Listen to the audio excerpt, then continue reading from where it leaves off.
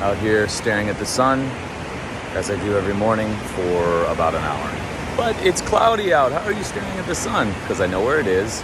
It's light out. Therefore, the sun's up. This is my everyday morning, and it's the location and site of where I fell yesterday. Walking on rocks over there. Tide was coming up. I was jumping off rocks that I had crossed a number of times. They're covered with moss. A wave was coming up pretty quickly, so I had to react quickly. Coffee in one hand, shirt and phone in the other. So hands were taken up. Slipped, fell, put my left elbow down, put my left knee down, pulled myself up, assessed, stayed dry, got across, a bunch of tourists standing there like, what the fuck is he doing? Went through in my head, as I do with events like this, a couple things to take in. One, am I okay? Of course I am. Skin was cut to shit. Ego majorly bruised. That's okay. But I went in and just washed off the cuts in the ocean before saying good morning to Cassie and then leaving on my day. But the thing that I want to stress to you, and something that I did after that was a pretty hard fall for me.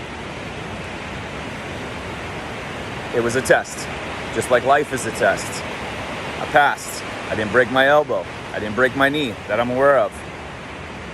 I didn't pull something. I didn't rupture something. Now the true test is not just did I get injured from that event, it's now every time I go approach those rocks, what does my brain think? Do I have fear and apprehension crossing those rocks? Because if I do, I have two choices. Never ever cross those rocks again or any rocks similar to them, or train to prepare so that those rocks, the visual of those rocks, the approaching of those rocks, the actual crossing of those rocks and navigating those rocks doesn't faze me one bit, and I can get across and go handle more rocks. I want the latter. But think about if I would have had, even right now, it's because I crossed them again this morning, I'm going to cross them going back. My brain saw the approaching scenery, and there was a feeling of, shit, I remember this. Looking at the green, looking at the waves, the memory of the sound, the smells, the light, everything that was going on, what was in my stomach, what I did last night. All these things are being calibrated in that the brain's like, hey, last time we were in this, we got hurt. If we get hurt, we fall down or we slow down or we decline and we're going to get eaten by saber-toothed lion, dinosaur, or a caveman. So we need to not do this. So it's going to try to protect you at all costs. I don't want to not approach those events anymore. And you can take it where it's just a casual walk. If you injured yourself standing while you were stepping off of a curb, every time you approach curbs, your brain's going to do the same thing. Every time you approach that relationship, every time you approach that stadium, every time you approach whatever the scenario was that damaged you,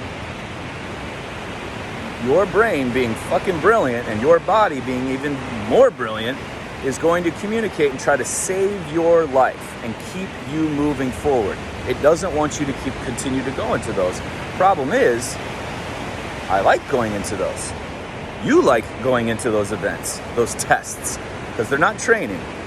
It's tests. Tests to let you know how your preparation of what you're handling in your life, managing the forces of your life, how you doing. So now I got to go in. One, that was a great test. I love that I handled that. I love that I didn't break anything, because make it known that when you break a bone, it's because you can't handle the amount of force went into it. It's not the rock. It's not the sharpness of the rock. It's not the sharpness of the material. It is literally your ability to manage the force of falling down.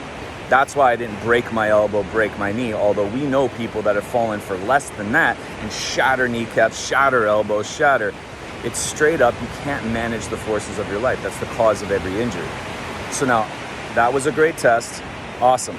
Now I have to go in and train and push to a level higher than what that event did to me. I know the interpretation of that event because I was the one that went through it.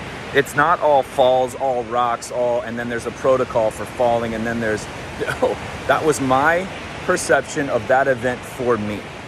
Now, when I go into my movements from my toes to thumbs to a level, I need to exceed waking up and sleeping, that level of input, and I also need to exceed that event.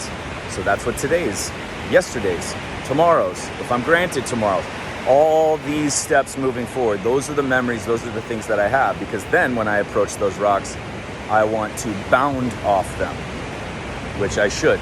And I'm here, and I'm already here in the morning. There was no apprehension whatsoever. So it tells me that that input, that event, per what my body's ability to be prepared to, didn't faze me. And that was pretty fucking hard, actually. It was kind of, once I assessed, like, oh, it was comical. And if I would have broken something, I would have gone right into exactly the same speech. I would have made another video, and I would have gone in and started to heal it through training. Would you have gotten an x-ray? Absolutely not. Would you have gotten an imaging? No. There's no reason to. I'm going to go in. The cause of injury is the same. The solution is the same.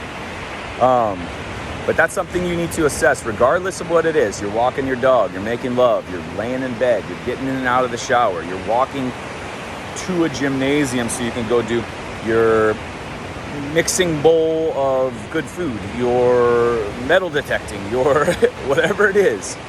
If all of a sudden you get quote unquote injured, or there's a feeling that you have during that activity, you have to train, you have to prepare your body greater than all the elements that go into what you were doing that day.